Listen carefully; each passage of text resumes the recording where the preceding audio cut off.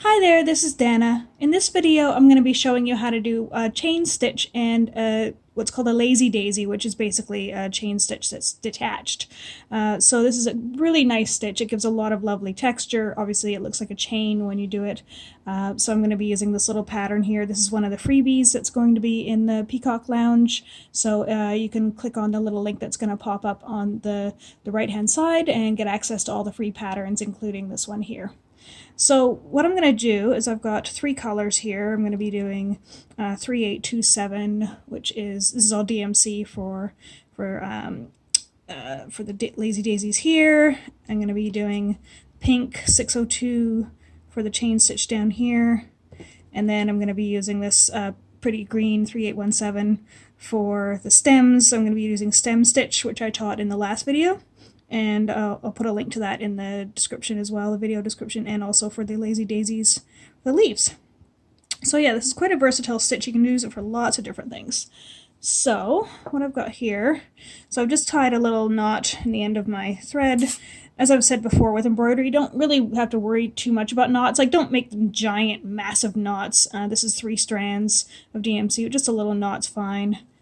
And because with embroidery, like with cross stitch, sometimes when you frame it, the knots can show through as a bit of texture that you don't want. Whereas embroidery, it tends to sit on the top of the surface anyway, so you know the extra texture doesn't really matter.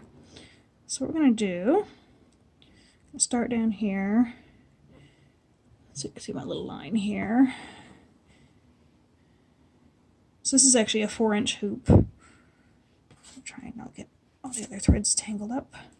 Alright, so what you're going to do is you're basically going to make a little loop. So you're going to go back down, not exactly in the same hole, but just right next to it. And you're going to hold it down with your thumb.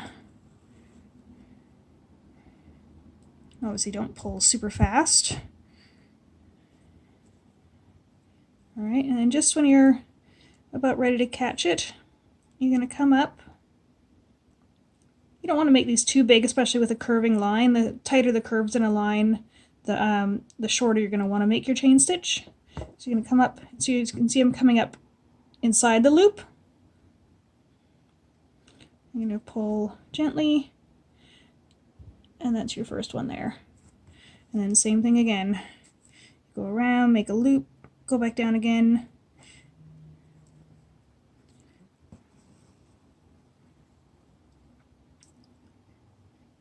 And then you're going to come up, feed it through.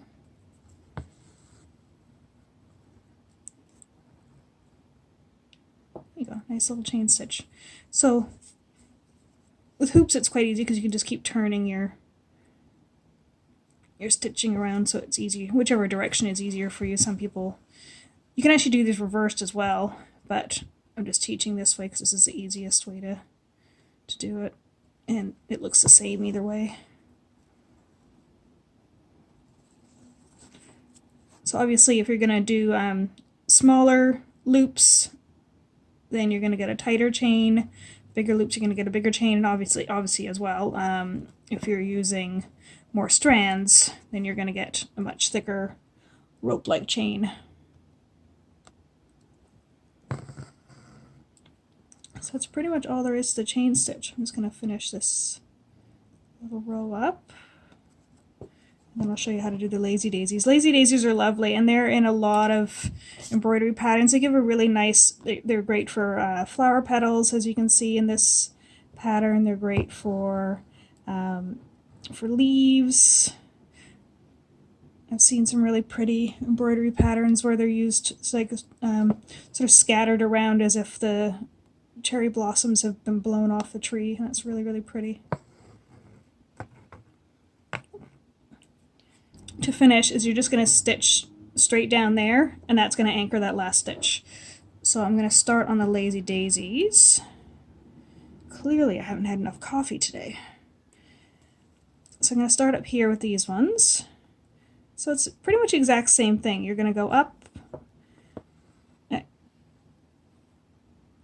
where your point is.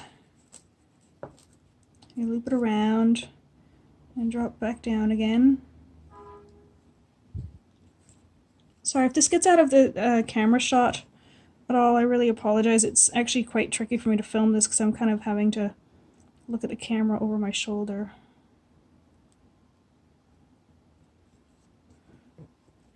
So then what you're going to do is you're going to come up right at the tip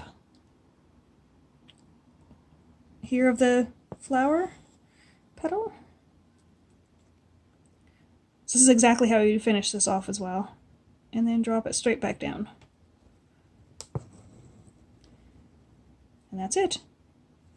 Beautiful little lazy daisy stitch. Then you can do these again. You can have these touching if you like, or you can have them more loosely apart. When I finish this off, I may well put some French knots in the center to kind of jazz it up and add a bit more of the pink into it. You can see the floss is twisting slightly away from me, but that's okay because you're going to catch it anyway.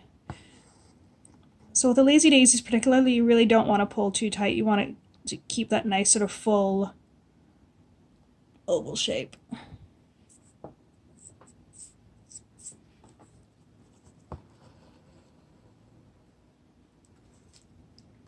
I'll do one more.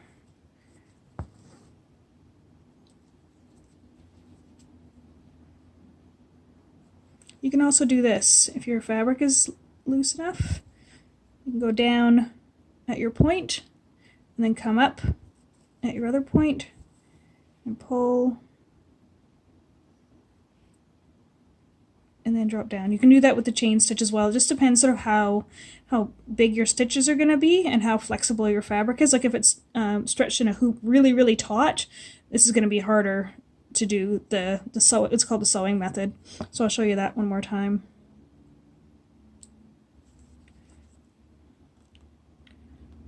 So whichever method works for you, there's no right or wrong. All right, so again, you're going around, drop down, and then up, like that.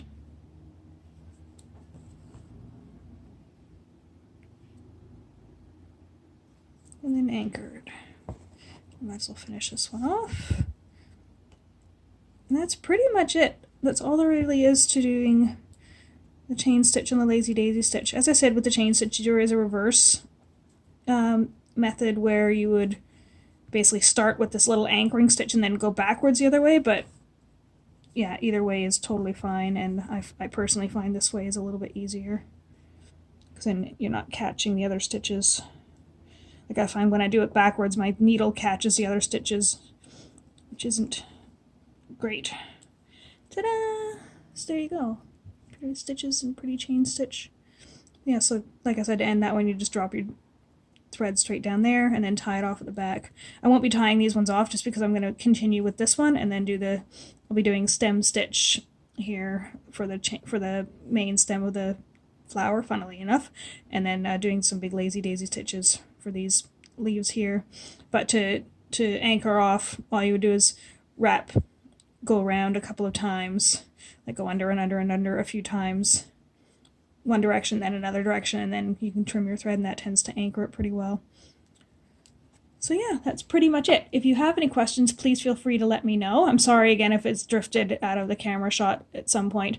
I am still working with this new setup with my tripod, so I am still learning how to keep everything in camera shot, because literally the camera is kind of hovering over my shoulder. And if you want the free pattern for this, just click on the little link that's going to pop up on the right hand side. And if you like this video, please like it and leave a comment as well. I always love hearing if this has actually helped people or not. And I hope you have a fantastic day. Bye for now.